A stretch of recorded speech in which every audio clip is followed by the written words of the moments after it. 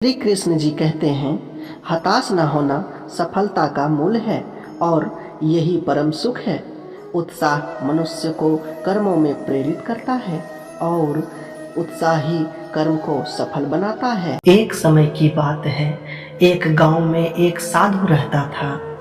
उस साधु की एक खास बात थी कि वो साधु जब भी नाचता था तो गांव में बारिश होने लगती थी। गांव वालों को जब भी बारिश की जरूरत होती थी, वो साधु के पास जाकर उससे विनती करते कि दया करके आप नाचना शुरू कर दे। और जैसे ही साधु नाचना शुरू करते, वैसे ही गांव में बारिश शुरू हो जाती थी। कुछ समय के बाद शहर में रहने वाले 4 लड़के गांव में घूमने के लिए आए।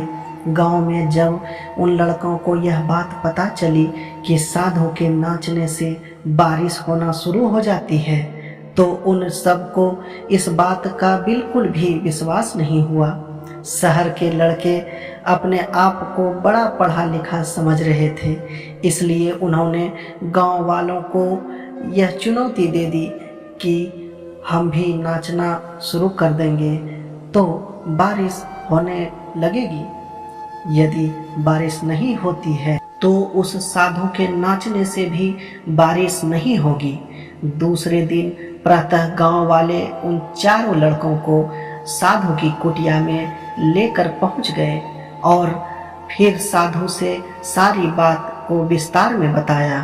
फिर उन लड़कों ने नाचना शुरू कर दिया। थोड़ी देर के बाद पहला थक कर बैठ गया, लेकिन बारिश नहीं हुई। कुछ समय के बाद सभी लड़के बारी बारी से थकते चले गए और शांत होकर बैठ गए, लेकिन गांव में बारिश बिल्कुल भी नहीं हुई। इसके बाद साधु का नंबर आया। साधु ने नाचना शुरू कर दिया। 1 घंटा बीत गया, लेकिन बारिश नहीं हुई। फिर 2 घंटा बीत गया, लेकिन बारिश नहीं हुई। लेकिन साधु ने नाचना बंद नहीं किया और शाम होते होते बादलों की गड़गड़ाहट सुनाई देने लगा और गांव में तेजी से बारिश हो गई।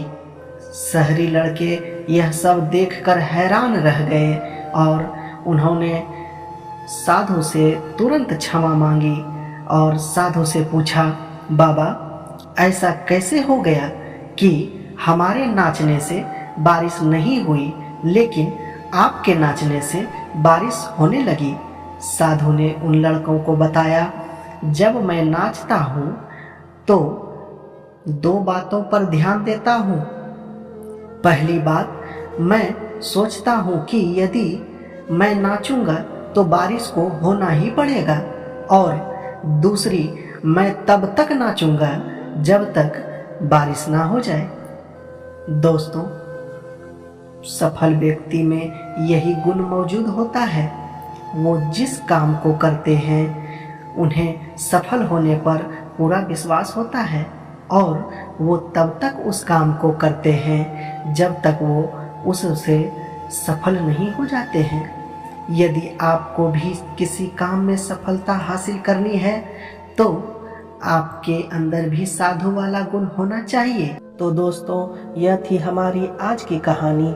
आशा है आपको पसंद आई होगी। आपका क्या कहना है इस कहानी के बारे में कमेंट करके हमें ज़रूर बताएं। वीडियो को लाइक करके चैनल को सब्सक्राइब कर लीजिए और साथ में घंटी को दबाकर ऑल पर सेट कर लें, ताकि आने वाली सभी वीडियो आपको तुरंत मिल सके।